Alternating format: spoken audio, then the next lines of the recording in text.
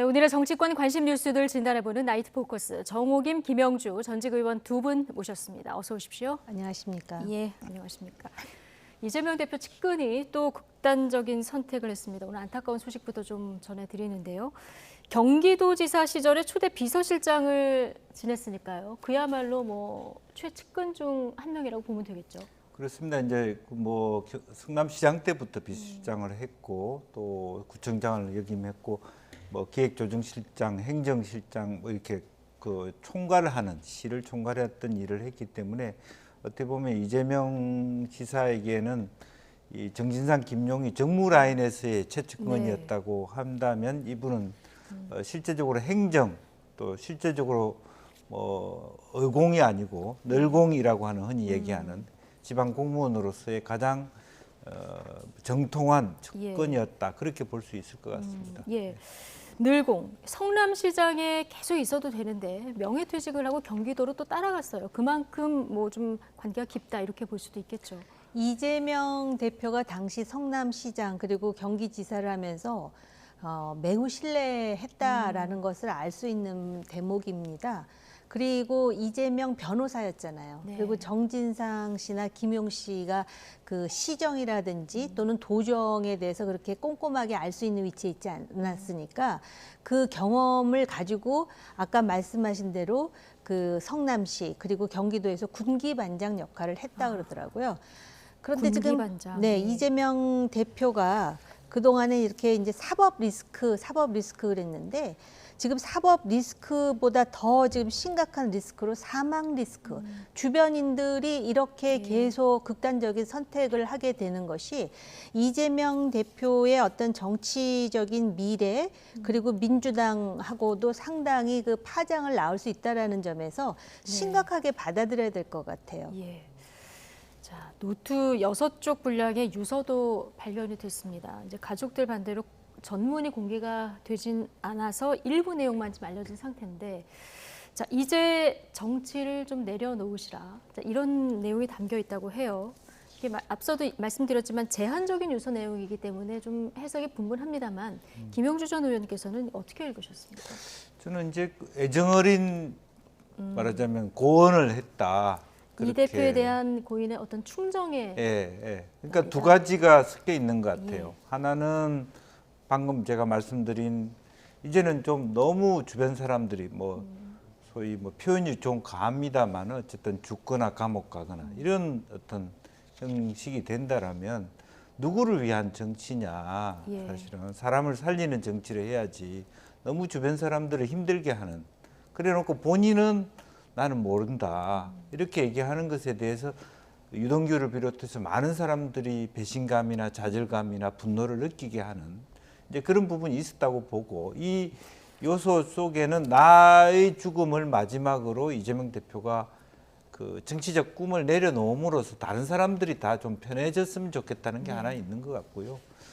행간 속에는 본인이 우리가 앞서 그런 얘기를 했습니다만 공무원으로서 이재명 대표하고 가까이 안 지냈으면 그냥 편안하게 일을 열심히 따박따박해서 정년퇴직하고 편안한 그런 어떤 생활을 했을 텐데 너무 이재명 대표하고 가까이 하는 바람에 지내놓고 봐니까 뭔가 크게 될 것 같고 또 뭐 직접만 하더라도 이분이 대통령 가면 내가 청와대 가는 거 아니야?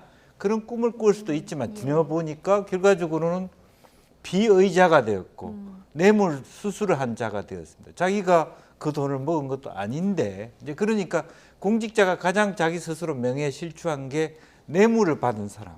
그러니까 실제적으로 자기는 대행자일 뿐인데 어떤 하나의 주체로서 검찰이 보는 것에 대해서도 자기가 감당하기 어려운 부분이 있고 그걸 통해서 본인도 괴롭고 자기 가족들도 힘들어하는 것이 상당히 지금 저런 결과를 낳은 요인이 되지 않았겠나 그렇게 보여집니다. 충정, 뭐 또 회환 여러 가지 뭐 복합적인 심경이 담겨 있을 것이다 이렇게 읽으셨는데요. 정호김 의원께서는 이 대목 딱 보시고 어떤 생각 드셨습니까? 저는 그렇게 안 봤어요. 왜냐하면은 지금 언론 보도에 잠깐 나온 게 뭐냐면 이재명 대표에 대한 원망 이런 얘기가 나오거든요. 그런데 유서입니다. 6장짜리고 그 내용을 지금 아직 다 공개하지 않았기 때문에 속단하기는 일러요. 그럼에도 불구하고 이제 정치를 다 내려놓고 더 이상 희생은 없어야지요라고 얘기했잖아요. 이거는 제가 볼 때 원망해. 정말 자기가 모시는 이재명 지사가 억울한 일을 지금 겪고 있다고 생각한다면 본인이 이렇게 극단적인 선택도 안 했거니와 정치를 내려놓으라고 할 것 같지 않아요. 끝까지 싸우세요. 정의가 이깁니다. 이렇게 얘기하죠. 근데 더 이상의 희생은 없어야죠. 이 말뜻에는 당신을 위해서 시키는 대로 했는데 왜 내가 이렇게 고초를 당해야 됩니까? 라는 그런 원망과 회한이 있다고 저는 개인적으로 생각이 들어요. 제가 이런 생각이 드는 이유가요. 보통 지난 박근혜 정부 때 그 정부에서 일했다라는 이유로 그러니까 장관직은 아니지만 감옥에 간 사람들 많아요. 그중에는 극단적인 선택을 한 사람들도 있는데 이분들 얘기를 들어보면 억울한 것도 억울한 거지만 당장 위에서 시켜서 했는데도 불구하고 이것 때문에 공범이 되고 피의자가 되고 또 법적인 조처를 감수해야 되는 과정에서 변호사 쓰는데 돈 들고 공무원으로 늘공으로 살았는데 결국은 연금도 안 나오고 당장 나의 생계, 내 가족의 생계에도 치명타가 되는 현실적인 문제도 있어요. 그리고 굉장히 불명예스럽지 않습니까? 이런 여러 가지 그 감정이 중첩돼 가지고 이런 선택을 한 게 아닌가 저는 예. 개인적으로 그렇게 생각하고요. 네. 김문기 처장 있잖아요. 예. 김문기 처장 대장동 문제 때문에 본인이 극단적인 선택을 했는데 그 경우에도 초과 이익 환수 삭제를 실무적으로 했다는 이유로 본인이 굉장히 조사를 받고 그런 과정에서 무슨 얘기를 하냐면 나는 시키는 대로 했는데 내가 다 뒤집어 쓰게 생겼다라는 그런 원망과 회한 속에 극단적인 선택을 했거든요. 그래서 이 얘기 특히 더 이상 희생은 없어야죠. 저는 그거에 대해서 이재명 대표가 내가 그랬느냐 검찰이 그랬지 내가 지금 그 본인의 죽음에 책임이 있느냐라는 식으로 말씀하시는 거는 가족이나 그리고 고인이 정말 들을 수 있다면 정말 어떻게 저런 얘기를 할 수 있을까라는 원망이 배가 될 것 같아요. 예. 자, 유서에는 또 열심히 일했는데 검찰 수사를 받게 돼서 억울하다. 자, 이런 부분도 있다고 이제 전해지고 있습니다. 특히 매스컴의 이름이 오르내리면서 최근에 좀 스트레스를 받았다. 자, 유족들이 이렇게 얘기를 했다는 보도도 일부에서 나오고 있는데요. 네. 자, 최근에 김성태 전 쌍방울 회장 귀국해서 조사받으면서 특히 이제 모친 조문상에 대리 조문을 했다 하면서 좀 이름이 오르내리지 않았습니까? 네. 실제로 뭐 검찰 이야기로 들어보면 그거 자체가 무슨 그거 건과 관련된 사건이 되는 것은 아니다라고는 하고 있습니다만은 계속 쌍방울의 그런 어떤 그 회장 조문의 감으로 인해서 또 그 안에서 뭐 메시지를 전달했냐 안 했니 뭐 남북 관계 경업에 성공했다 안 했다 예. 이런 논의를 하면서 결과적으로는 본인이 큰 역할을 한 것 같고 그러다 보니까 검찰로부터 상당히 대북 송금 문제라든지 예. 김성태와 이재명 관계라든지 이런 것이 추가로 물을 수 있는 요소들이 공격 포인트가 됐다는 것 그리고 결과적으로 알고 보면 김성태라는 사람이 그 결국 무슨 마치 그런 어떤 건실한 기업가라기보다는 예. 뭐 조폭 출신이었다 이런 부분에 대해서 마치 자기가 검은 거래와 커넥션을 갖고 있는 듯한 이미지를 갖는 것 자체가 싫었을 수도 있겠다. 그걸 좀 그리고 견디기 어려웠을 네, 것이다. 이제 그래서 본인은 이제 비서실장이었으니까 굉장히 그냥 건조하게 어떻게 보면 시장을 대리해서 왔을 뿐인데 본인의 역할에 대해서 지나치게 강조되는 것이 검찰에 불려가는 사람의 입장에서 굉장히 곤혹스럽고 또 주변 분들의 시선도 굉장히 따갑게 느꼈다. 그렇게 볼 수밖에 없을 예. 것 같습니다. 성남 FC 사건에서는 이미 이제 피의자로 조사를 받았고요. 이재명 대표 영장 청구서를 보면은 공범으로 네. 적시가 돼 있는 네. 상황입니다. 특히 검찰이 수사하면서 네이버하고 성남시 사이에 어떤 협상의 창구 역할을 했던 인물로 보고 수사를 했던 것 같아요. 네. 행정의 그 달인이라고 하지 않았습니까? 예. 정무 쪽이 아닌 행정과 관련해서 이재명 당시 지사 그리고 그 전에 시장으로서 상당히 신뢰를 한 것 같은데요. 그러다 보니까는 네이버와 성남시 사이에 가교 역할을 한 것 같습니다. 근데 지금 그 네이버와 관련해 가지고선 지금 그 제3자 뇌물죄 또 범죄 수익 은닉죄 해가지고선 지금 그거와 관련해서 체포 동의안이 얼마 전에 부결된 거 아니에요. 그런데 실제로 지금 이 요번에 극단적인 선택을 한 이 전 모 실장은 그런 일과 관련해 갖고 본인이 상당히 주도적인 역할을 했던 것 같아요. 물론 자기가 주도적인 역할을 했다라는 거는 윗선의 지시에 의해서 했겠죠. 그럴 뿐만 아니라 이걸로 작년에 조사를 받았는데 최근에 그 쌍방울 김성태 모친상과 관련해서 당시 시장 그리고 경기지사를 대신해서 실장으로서 조문을 가잖아요. 그래갖고 남북 경협과 관련해서 또 덕담을 본인이 하지 않았습니까? 그게 어제까지도 굉장히 중요한 뉴스로 보도가 됐었잖아요. 예. 또 한 가지가 있어요. 이재명 후보로서 그 선거 운동을 할 때 바로 그 이재명 당시 후보 옆집에 그 GH 직원들이 합숙을 예. 하고 있었지 않았습니까? 근데 바로 그 합숙했던 그 시점에 이 전 모 씨가 GH의 경영본부장인가 경영기획본부장인가 그런 역할을 했었다는 것이죠. 요거를 관리했다 이런 말씀이시군요. 그렇습니다. 근데 네. 이제 그 당시만 하더라도 그 옆에 합숙소와 관련해 가지고는 이거는 관리부실이다, 선거 캠프가 아니다 그래 가지고 예. 그냥 정리가 된 사안이긴 했지만은 심지어 이재명 대표의 집인지 몰랐다 이렇게 그때 얘기가 나왔었죠. 그렇습니다. 그런데 바로 옆집이고 예. 그리고 GH 직원들이 그걸 합숙소로 썼는데 과연 몰랐을 수가 있느냐. 그리고 그 사건이 발발된 중요한 이유는 바로 그 김혜경 씨의 법카를 쓰는데 밥을 뭐 10인분을 들여가고 뭐 기생충이 있느냐 뭐 이런 식으로 막 여러 가지 의혹이 나오는 과정에서 아니 옆집에 GH 직원들이 합숙소로 썼다는 거 아닙니까? 근데 그 당시에 경영기획본부장이 바로 이 전모 씨였어요. 그리고 예. 그 당시에 그 옆집을 또 부동산에 뭐 내놓은 사람이 그 김혜경 씨를 수행했던 배모 씨라는 거 아니었어요? 지금 우리가 옛날 얘기를 다시 환기하자니까 새롭게 들리긴 하지만은 그래서 제가 볼 때는 행정적인 모든 디테일에 있어서 예. 이 전모 씨가 상당히 여기저기 지금 개입됐다라는 그러한 그 증거들이 나오는 상황에서 본인은 엄청나게 스트레스를 받았고 자기는 상관을 모시는 그 일환으로서 했는데 이게 엄청난 파장이 일다 보니까 심리적인 그 스트레스가 상당히 예. 극단적인 상태로 내몰았던 게 아닌가. 그래서 수사에 대해서도 억울해하는 심정이 지금 그 유서에 나와 있다는 거 아닙니까? 예. 행정 관련해서 최측근 그렇다면 이재명 지사의 성남시장 시절 그리고 경기도지사 시절의 여러 정책들에 대해서 좀 꿰고 있는 인물일 수도 있는데요. 네. 자, 중요 증인이 지금 없는 상황이 돼서 앞으로 검찰 수사에 좀 차질이 있을까요? 글쎄요, 이제 뭐 여러 가지 차질이 있겠습니다만은 뭐 지금까지 검찰의 얘기에는 이분의 역할이라고 하는 것이 매우 제한적일 수밖에 없는 것이고요. 또 실제적으로 보면 그동안의 대장동이니 뭐 이런 그 일들 자체가 결과적으로 김용, 뭐 남욱 이런 분들이 주로 성남 도계공을 중심으로 이루어진 거고 아마 이제 이분의 역할은 사실은 성남 도계공의 그 대단히 개발 계획이 아니라 자그마한 부지들을 어떻게 초과 이익을 환수하느냐에 대한 어떤 행정적 절차에 대한 컨설팅 주도 뭐 그런 부분이었기 때문에 크게 이분이 없어도 물론 이분과 관계되는 사건은 종결될 수 있겠습니다만은 큰 틀에서의 어떤 뭐 수사에 큰 차질이 있다고 보기는 어렵고요.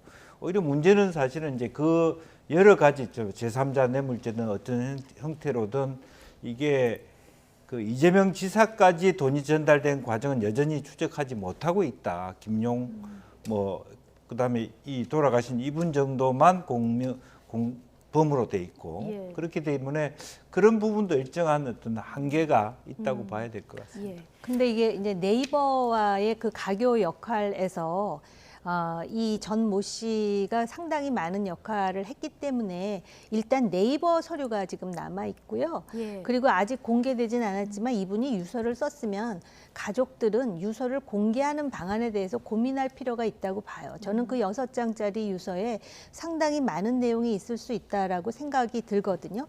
이분 자체는 공소권 없음으로 끝날 수 있지만은 지금 네이버 관련해 가지고 사실 네이버는 그 네이버라는 자체가 공개적으로 드러나는 것도 원하지 않았고 또 이 네이버와 이렇게 이제 제3자 뇌물죄가 걸리는 것에 대해서 이재명 당시 시장도 상당히 그것에 대해서 거부감을 느껴가지고 여러 가지 그 거부감에 대해서 얘기를 했고, 그런 문제를 행정적으로 나름대로 어떤 그 출구 내지는 그 예. 여러 가지 그 묘수를 만들어낸 사람이 아마 이 전모 씨였다라는 또 보도도 나오는데, 정확한 내용은 이제 그 앞으로 이분이 물론 이제 유명을 달리했지만, 그렇다 그래서 이 사건이 그렇게 축소되거나 또는 그 유야무야 될 것 같지는 않습니다. 예.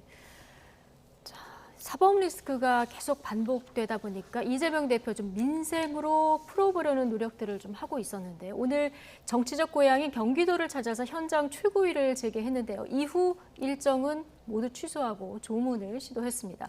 자, 조문을 마치고 나오는 길에 이재명 대표 모습 잠시 보고 오시겠습니다.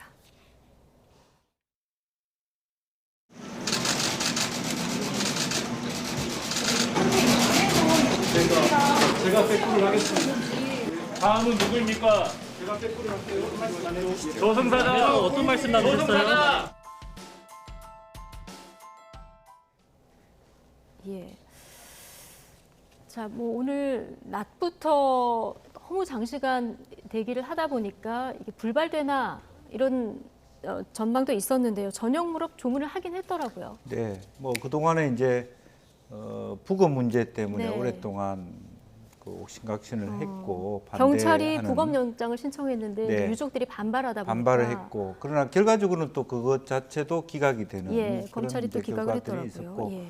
또 아마 초기에는 조문 오는 것에 대한 유족들의 어떤 거부 반응도 없잖아 있었던 것 같습니다. 이제 예. 여러 가지 그런 부분에 대해서 아무래도 뭐 고인이 가셨기 때문에 유족들은 기강돼 있을 수밖에 없는 예. 것이고, 이제 그런 의미에서 이제 그런 어떤 울분을 좀 누그러뜨릴 수 있는 시간이 좀 필요했던 것 같고, 그래 그나마도 오랜 시간 기다리다가 뭐 장장 몇 시간을 기다리다가 저렇게 조문하고 오는 모습들이고, 상당히 이제 그 조문을 하면서도 또 하나 또 공격을 받을 수 있는 것이, 어떤 분에 대해서는 조문을 가고 어떤 분에 대해서는 왜 조문을 안 가느냐, 예.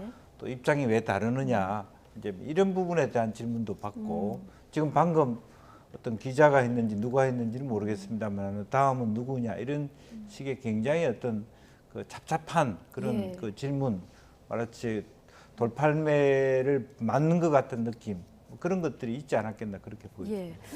지금 말씀하신 대로 현장에서 다음은 누구 차례냐 이런 항의 목소리도 좀 나왔었는데, 이 대표 여러 가지 의혹이 불거진 뒤에 지금 주변 인물이 숨진 건 이번이 5번째더라고요. 네, 그렇습니다. 국민들이 이 부분을 어떻게 바라보고 있을까, 이 부분도 좀 궁금합니다. 그 5분 중에 한 분은 이제 지병으로 사망했다 그러지만은 예. 나머지 시민단체 대표요. 그렇습니다. 세 번째 나오는. 4명은 이게 대장동 아니면은 지금 성남 FC, 그 다음에 또 부인 김혜경 여사의 법화 관련 뭐 이렇게 해가지고선 지금 극단적인 선택을 한 거 아닙니까? 그런데 지금 이게 한 명도 아니고 총 5명이나 이미 이렇게 사망을 하게 되면은 네. 이게 그 정치적으로 이재명 대표에 대한 국민들의 시선이 부드러울 수는 없을 것 같습니다. 그리고 이렇게 극단적인 선택이 계속해서 이어진다면, 그런데다가 지금 요번에 사망한 전모 실장의 경우에는 이제 정치를 내려놓으라, 그리고 더 이상의 희생은 없어야 된다, 이런 게 유서의 내용에 지금 물론 우리가 이제 확인 내지는 검증은 못 해봤지만 유서 예. 자체를 어떤 맥락 속에 있는지도 확인하지 않았지만 그런 내용이 들어있다 그러면은 상당히 그 국민 여론이 흔들릴 수 있고, 민주당 내부에서도 친명과 비명 간의 긴장 수위가 높아지는 상황이기 때문에 실제로 지금 그 이재명 대표와 그 주변에서도 이 유서와 관련해서 상당히 처음에 민감했었다라는 취지의 그 언론 보도가 나오는 것 같던데요. 네. 그렇기 때문에 이거를 그렇게 가볍게 볼 수 있는 사안이 아니다라고 생각해요. 예, 앞서 사망 리스크다 이런 얘기도 좀 표현을 해주셨는데, 자, 이재명 대표 오늘 오전에 경기도의회에서 열린 현장 최고위에서는 검찰을 향해서 매우 강한 비판을 쏟아내기도 했습니다. 발언 직접 듣고 오시죠.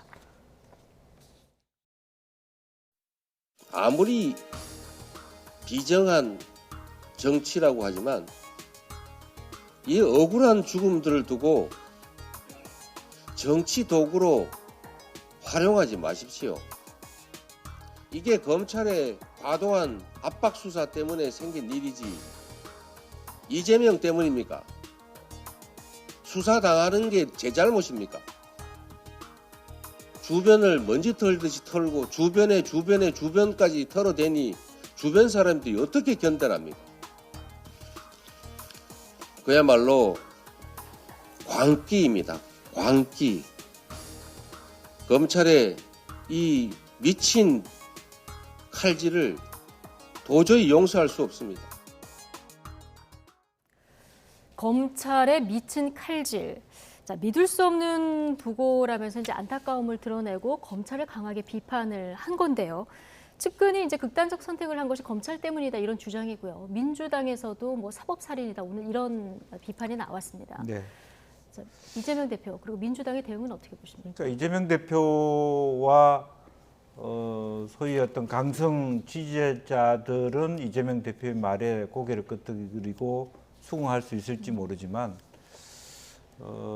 일반 국민 입장에서는 물론 그럴 수도 있겠죠. 검찰의 무리한 수사가 스트레스를 받게 하는 부분적인 요소가 있겠습니다만은 더 크게 보면 어쨌든 이유야 어찌됐든 검찰의 수사를 받게 한 원인 제공자는 이재명 대표다. 그렇게 국민들은 생각하실 거라고 보여져요. 그렇기 때문에 이제 지금 직접적으로 당내에서도 그런 요구는 없습니다만은 도의적 책임을 지겠다는 말이 앞서야 돼요. 내가 모든 도의적 책임을 지고 나의 어떤 주변의 당 인사들과 함께 나의 거치도 지금 돌아봐야 될 시점에 와 있는 것 같다. 이제 그런 부분들이 먼저 전제가 되지 않고 어떻게 내 때문이냐, 검찰 때문이냐 이렇게 얘기하는 부분들은 결코 국민들이나 또 중도층이 수긍하기 어렵고 이렇게 되면 실제적으로 민주당의 지지는 훨씬 더 떨어질 것이라고 보여집니다. 지금도 보면 뭐 우리가 언론으로서 여론조사를 갖고 얘기를 할 수는 없습니다만 거의 중도층과 무응답층 수준에 준하는 민주당의 지지율을 갖고는 총선을 한 달, 두 달 앞서가고 있는 이 시점에서 굉장히 암울할 수밖에 없는 거고 이재명 대표가 저런 태도를 보인다면 사실은 당에서도 더 이상 이재명 대표와 함께 부드러운 어떤 변화, 부드러운 어떤 총선을 위한 전략을 설계하기는 어렵다 이렇게 생각할 수도 있는 의원들의 수가 늘어날 수 있겠다 그런 생각이 듭니다. 적어도 이 시점에 좀 적절하지는 않은 메시지였던 것 같다 이렇게 보시는 것 같은데요. 검찰은 소환 조사 한 번밖에 안 했다. 바로 이렇게 또 입장을 내기도 했습니다. 이재명 대표의 강압 수사 주장에 유동규 전 성남도시개발공사 본부장 이런 반응을 내놨습니다. 발언 듣고 오시죠. 무리하고 위법적인 어떤 그런 행정 요구가 이런 자꾸 사건들을 만들어내는 게 아닌가 싶습니다. 그래서 참 안타깝고 비통합니다. 그러니까 본인이 좀 책임질 건 책임져야 되는데 본인은 항상 뒤로 물러나 있으니까 그렇습니다. 예를 들어서 도시공사 같은 경우는 지금 저만 기소돼 있지 않습니까? 저는 제가 책임지겠습니다. 그분도 좀 책임질 것은 책임을 져서 그런 부분들이 이런 일이 좀 발생하지 않았으면 좋겠습니다. 자, 이재명 시장, 이재명 도지사의 위법적인 행정 요구가 이런 사건들을 만들어내는 것이 아닌가 이렇게 얘기하면서 책임질 것은 좀 책임져라 이렇게 직격탄을 날렸는데 유동규 전 본부장 본인의 직접 말에 따르면 한때 이분도 굉장한 충성심을 가진 분인데요. 요즘에 굉장히 강한 폭로를 이어가고 있어요. 그 배신감 때문에 그런 거죠. 그러니까 자기가 이재명을 위해서 광화문에서 분신도 하려고 했었는데 배신감 때문에 그 배신감이 어디서 나오냐면은 우선 첫째 측근이 아니다라고 그랬고요. 그다음에 김문기를 모른다 그러지 않았습니까? 그러면서 유동규라는 사람이 입장을 바꿔서 다 말을 하기 시작한 거 아니에요? 지금은 아예 모 유튜브에 나와가지고 아주 밑조알 고조알 이재명이 겁이 많아요서부터 시작해갖고 별별 얘기가 다 나오거든요. 특히 압수수색할 때 왜 자신에게 김용과 정진상이 그렇게 오랫동안 전화를 했는가. 그래갖고 뭐 태백산으로 숨어라 또는 무슨 뭐 상한 음식을 먹고 식중독에 걸려서 병원에 입원해라 뭐 그런 얘기를 하면서 심지어는 예. 제가 정말 제 귀를 의심했는데 한 열흘만 참으면 우리가 나라를 먹을 수 있다 뭐 그런 얘기를 누가 했다. 그러면서 막 얘기를 하더라고요. 그러니까 지금 그 유동규 씨의 그 주장을 예. 100% 지금 다 유동규 씨 말만 맞다고 저는 생각하지 않아요. 예. 과장도 있을 것이고 또 뭐 기억의 오류도 있겠지만 저런 얘기가 나오는 배경에는 분명히 대장동서부터 시작해서 무슨 일이 벌어졌었다. 그리고 심지어는 지금 행정에 있어서 그 정무를 맡은 정진상과 쌍벽을 이루는 이 전모 실장이 이렇게 극단적인 선택을 하면서 유서에다가 그런 말을 남겼으면 말할 예. 것도 없고 뭐 가족들이 경황이 없었던 건지 아니면 정말로 처음에 그 언론 보도에 나왔듯이 이재명 대표가 조문을 하러 갔는데 거부했다라는 또 보도도 처음에는 있었거든요. 그리고 지금 6시간이 지난 다음에 한 20몇 분 하고 나왔다고 그러는데요. 이런 상황을 보면 이게 정상적인 상황은 아닌 것 같고요. 그리고 사람이 이렇게 어쨌든 5명이나 지금 고인이 됐다면은 본인 자신도 괴로워야 되는 거라고 저는 생각해요. 근데 이게 이재명 때문입니까라고 반문을 하는 부분에서 설사 본인 때문이 아니라고 100번을 양보해서 그렇다 하더라도 제가 덕이 부족해서 이분들이 이렇게 저로 인해서 이랬습니다라고 눈물을 처절하게 흘려야 되는 이 상황 아닌가 이런 네. 생각도 들고요. 아무튼 이것을 정치적인 관점이 아니라 좀 그냥 사회 상식적인 관점에서 바라볼 필요가 있다라고 생각해요. 예. 자, 국민의힘에서는 일제히 이 대표를 향해서 포문을 열었는데요. 간접 살인이라는 표현까지 써가면서 이 대표가 진실을 밝혀라 이렇게 주장했습니다. 김기현 대표 발언 듣고 오시겠습니다. 지금 벌써 5번째인 것 같은데요. 제가 3번째 관련된 분이 돌아가셨을 때 이재명 대표에 대해서 간접 살인의 책임을 져야 된다고 제가 공개적으로 언급한 바 있습니다. 이재명 후보 측에서 저를 허위사실 유포돼서 저를 거꾸로 고소한 적이 있었습니다만 이하를 막론하고 제1야당의 대표 주변에서 죽음의 그림자가 너무 짙게 드리워져 있다는 것은 무거운 책임감을 느껴야 될 그런 현안이라고 저는 생각합니다. 자, 제1야당 대표 주변에 죽음의 그림자라는 표현을 썼는데요. 오늘 뭐 여당에서는 정치적으로 이재명 대표가 좀 결자 해지해야 하는 것 아니냐 이런 류의 반응이 뭐 쏟아져 나왔어요. 뭐 이제 그것은 이제 5명이라고 하는 부분, 그러니까 야당에서 그런 데 대한 그 반응이 나왔죠. 네. 왜 그거 하나하나가 전혀 다른 것인데 묶어서 5명이라고 해서 한결같이 그렇게 이재명 대표 때문에 죽은 것으로 보느냐 이런 것에 대해서도 좀 부정적인 반응이 왔습니다. 어찌됐든 간에 뭐 여당은 여당대로의 어떤 이재명 대표의 사태를 공격하는 것이고요. 그래서 조금 더 어쨌든 뭐 드라이한 표현으로 그러한 공격들이 이어졌으면 좋겠고 네. 공격은 없을 수는 없으니까요. 그리고 그 뭐 야당 입장에서도 뭐 여러 가지 어려운 처지에 있어서도 나름대로 조금 중심을 잘 잡아서 여야가 이 부분으로 갖고 너무 치열하게 서로 공방을 안 했으면 좋겠다는 생각이 네. 듭니다. 부고 소식이다 보니까 여당도 좀 어떤 비판을 좀 자제하는 것이 어떻겠느냐 이런 의견이신데요. 어떻게 보십니까? 제가 그래서 아까 네. 정치적인 관점에서 보지 말고 사회 상식적인 관점에서 봐야 된다라는 말씀을 드린 거고요. 아마 이재명 가장 답답할 사람은 물론 이재명 대표일 거예요. 그런데 지금 이 상황에서 지금 5번째 죽음을 우리가 지금 목도하고 있는 상황 아닙니까? 예. 그렇다면은 그리고 이게 이재명 전 시장 현 대표 때문이냐 아니냐의 문제는 누구도 말할 수 없지만 네. 그러나 어쨌든 그 관련한 사건과 다 연결이 돼 있기 때문에 사회적인 시선도 그렇게 곱지만은 않을 거라는 생각이 들고요. 사실 지금 정치권에서 그 주변에 이런 일이 생기는 자체가 어떻게 보면은 상당히 이렇게 사회적 분위기마저도 좀 우물하게 만든다고나 할까요? 그리고 여당에서도 이거를 비판할 때 아까 저 의원님 드라이하게 이런 말씀을 하셨는데 예. 정말 드라이하게 고인에 대한 그런 어떤 명복을 빌면서 지금 이게 이런 정파적인 비난이 아니다라는 인식을 주는 게 오히려 그 상대방이 더 아프게 느껴지지 않을까 이런 생각도 드네요. 예. 자, 여당의 박대출 의원이 이 대표의 과거 트위터 글을 좀 소환을 했는데요. 2015년 7월에 사망한 국정원 직원 그 유서 관련해서 아무리 봐도 유서 같지가 않다. 아무 잘못이 없는데 왜 자살하나요? 자, 이런 글이었는데요.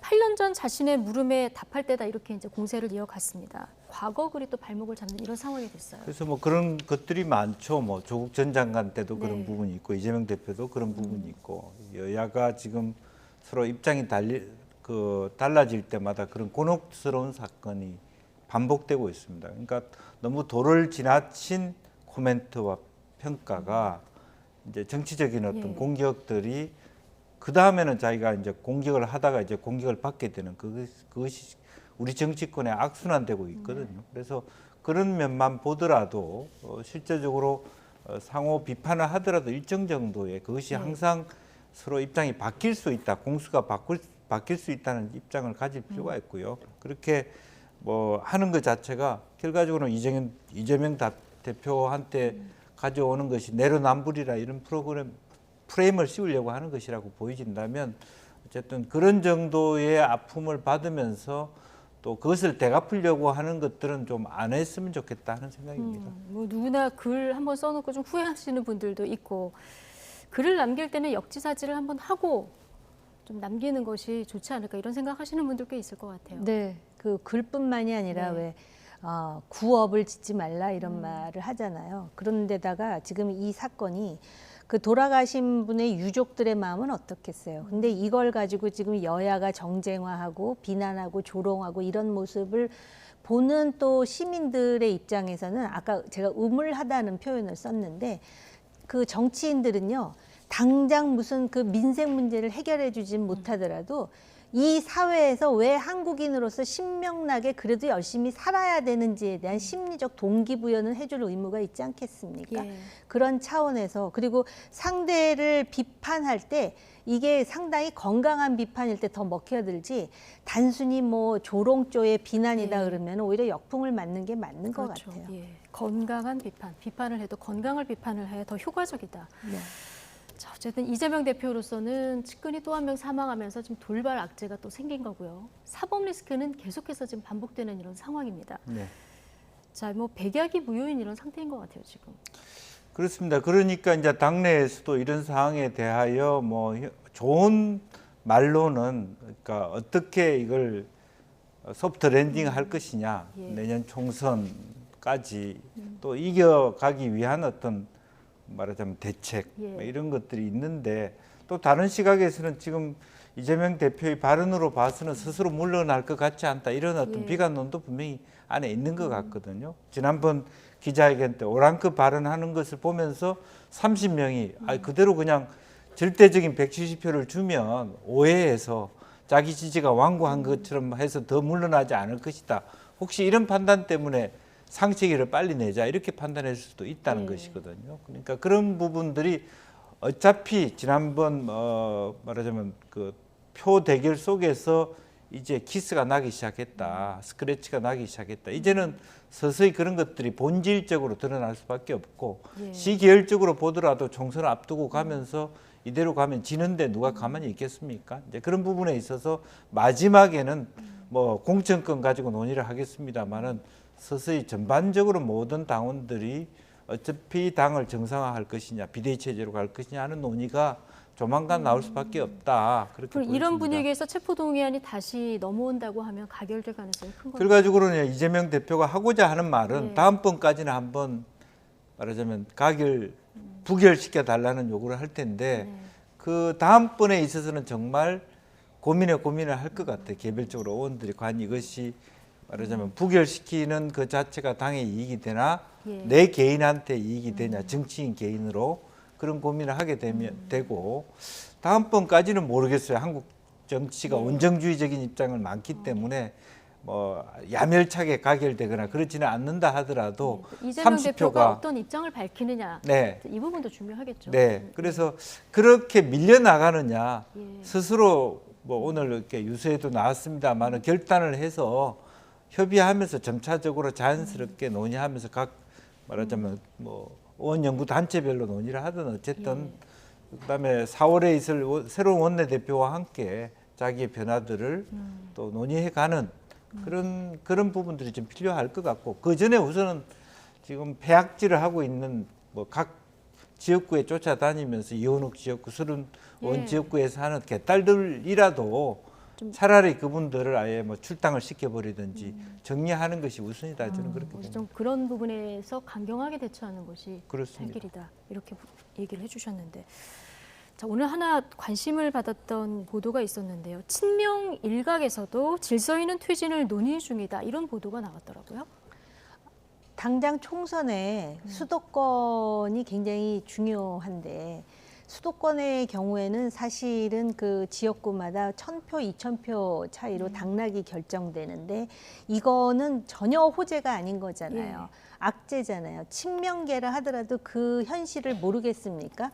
그런데 요번에 이 전모 실장의 이런 극단적 선택은 악재 중에 악재예요. 이것 때문에 지금 그 국민들의 그 여론과 시선이 어떻게 바뀔 거라는 거를 그 사람들이 정치인인데 모를 리가 없죠. 그러다 보니까 이대로 가면 안 되겠다라는 이제 소위 그 현타라 그럽니까? 현실 자각 타임이 생기는 거죠. 그러다 보니까는 어떻게 하면은 명예로운 출구를 만들 수 있는가에 대해서 이제 조심스럽게 이게 화두어로 지금 제기가 된다라는 거예요. 단순히 비명뿐만이 아니라. 그런 차원에서 보면은 이재명 대표가 지금 가장 큰 딜레마에 빠져 있지만 본인이 정치적으로 살아남기 위해서는 지금 어떻게 보면 왜 사즉생 생즉사라는 표현이 있잖아요. 이거를 비판적인 제가 얘기하면은 별로 이렇게 호소력은 없겠지만 실제로 우리나라에서 내가 정말 죽기를 각오하고 뭔가를 해갖고 살아남은 정치인은 있을지언정 살겠다고 발버둥 치다가 구차하게 밀려나는 경우도 상당히 많거든요. 근데 지금 그런 기로에 있는 것 같고요.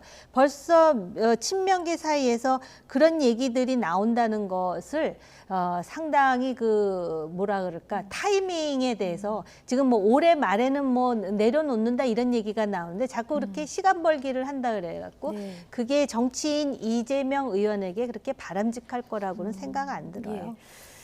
내년이 총선이 아니라면 민주당 의원들이 조금 여유 있게 봐줄 수도 있을 것 같은데. 그럴 수도 있겠죠. 그러니까 뭐 그런 부분들이 이재명 대표에게는 조금 더 힘들게 느껴지는 요인이 될 겁니다. 그러니까 개별적으로 더군다나 이제 뭐 친명 비명 간의 갈등들이 있으면서 개딸들이 결과적으로 어떤 타겟을 삼아서 수박이라고 하는 의원들한테 가서 공격적으로 한다. 뭐 예를 들면 낙선 운동을 하겠다는 것은 자기 공천에 대한 위협을 하는 것인데 아무리 이재명 대표를 에워싸고 싶어 하더라도 애당심에서 그렇게 생기겠습니까? 그건 불가능한 일이고 그렇기 때문에 이재명 대표 스스로가 명예로운 퇴진이나 어쨌든 당을 위한 결단을 제대로 하려고 한다면 그 전제가 그런 일들이 없어야 되는 거예요. 그러니까 오히려 그런 일을 함으로 인해서 지금 당장 문재인 대통령을 이번에 말하자면 적으로 올린 데 대해서 굉장히 친문 의원들이 경로하고 있는 거죠. 표시 안 나고. 지금 현재 정확하게 보면 당 대표라고 하지만 실제로 이재명 대표의 위상이라든지 전체 표 계산을 했을 때 당 전체가 집중해서 본다라면 아무것도 아닙니다. 지금 정청래 의원이나 뭐 저 최고위원들이 뭐 되게 큰 거 자기가 갖고 있는 것처럼 느꼈지만 지난번 전당대회 때는 중도라든지 호남이 거의 개입을 안 한 선거나 마찬가지였어요. 이재명 한번 해보라 그런 게 있는데 그렇기 때문에 정신을 차릴 필요가 있다는 생각이 듭니다. 자, 민주당 이재명 대표 얘기 여기까지 하고요. 남은 시간 동안 갤럽 여론조사 좀 살펴봐야 될 것 같습니다. 윤석열 대통령 직무 수행 평가와 국민의힘 지지도 보시면 동반 하락을 했거든요. 가장 큰 원인이 뭐라고 보십니까? 지금 그 여론조사 기관의 내용을 보면은 강제동원 배상안 이게 이제 부정평가 이후의 1위고요. 예. 긍정평가는 노조 대응이라고 이렇게 나와 있어요.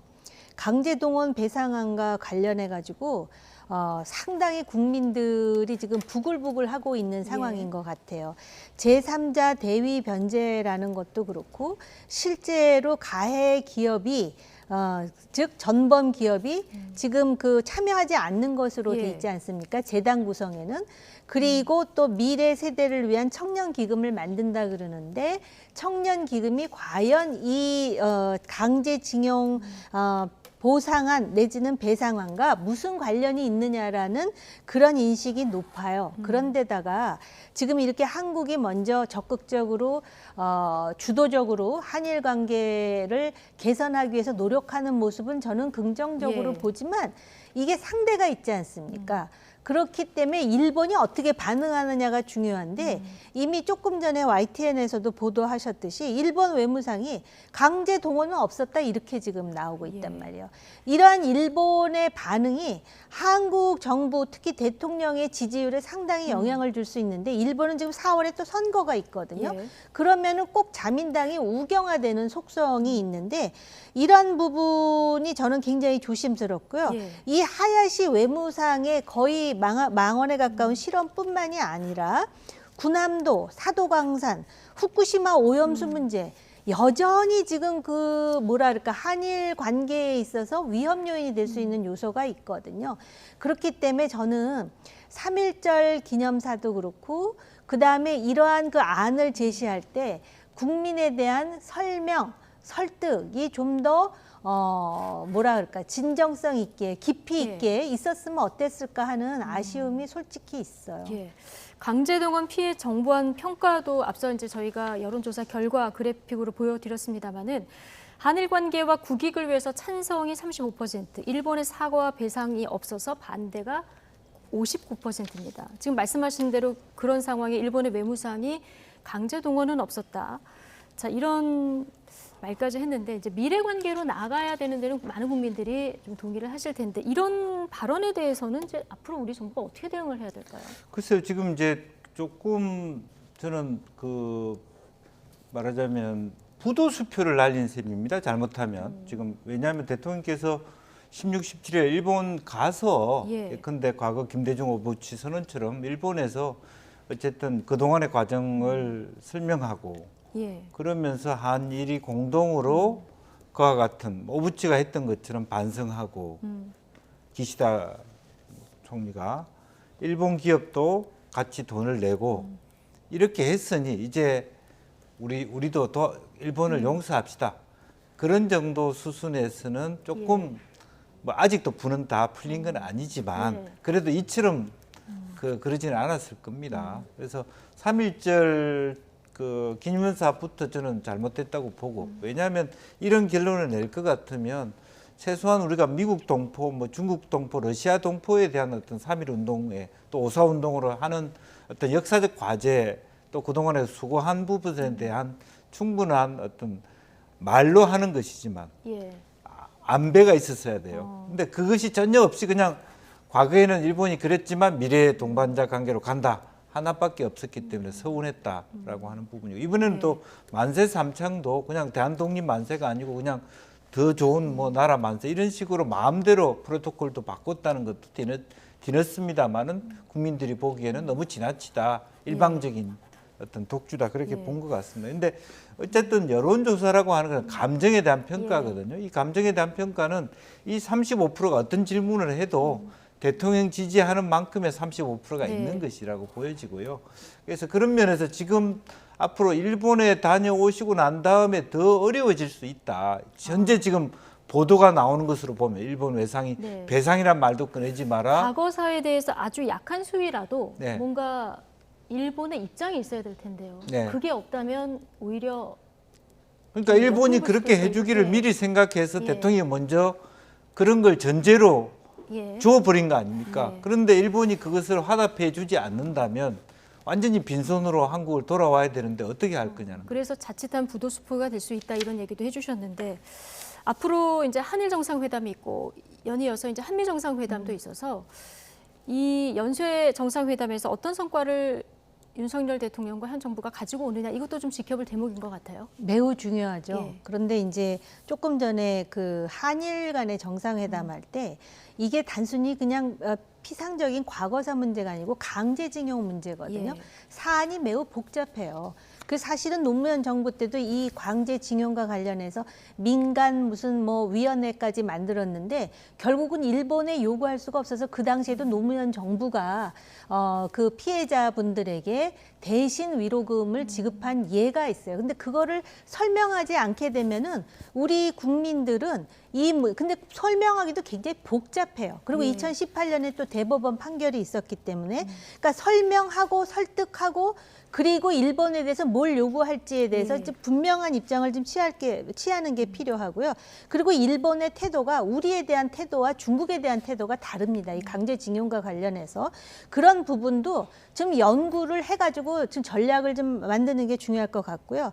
그다음에 한미 정상회담 지금 미국이 굉장히 그 한일 간에 이 문제가 해결되는 거에 대해서 환영한다고는 하는데 당장 미국에 가면은 아마 이것이 이제 소위 국빈 방문이기 때문에 엄청난 대접을 받을 텐데 가장 중요한 것은 반도체와 관련해서 미국으로부터 어떠한 그 양보를 얻어낼 수 있을 것인가. 어떤 성과물을 들고 그렇습니다. 오느냐. 그러니까 성과물, 실질적인 성과물 그리고 지금 일본과의 미래 협력에 대해서는 우리가 과거 문제 때문에 일본에 대해서 매우 부정적인 시각을 갖고 있음에도 불구하고 미래를 위해서 협력해야 되는 것은 불가피한 측면이 있어요. 그런 측면에 대해서도 일단 최대한 성의를 다해서 국민들께 좀 설명을 드려야 되지 않을까 이런 생각이 듭니다. 네. 자, 오늘 나이트 포커스 여기까지 하겠습니다. 정호김, 김영주 전직 의원 두 분과 함께했습니다. 고맙습니다.